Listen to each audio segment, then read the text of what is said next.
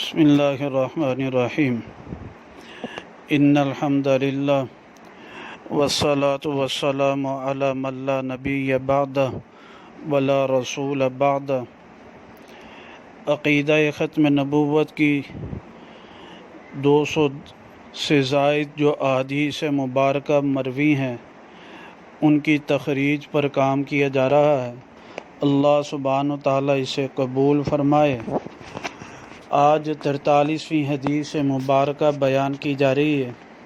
یہ حدیث مبارکہ کنز العمال فی سنن الاقوال والافعال میں جلد نمبر 12 صفحہ نمبر 72 کتاب الفضائل میں فضائل هذه الامت المرحومہ میں یہ روایت مبارکہ نقل کی گئی، اور رقم الحدیث 34,457 حدیث مبارکہ ہے۔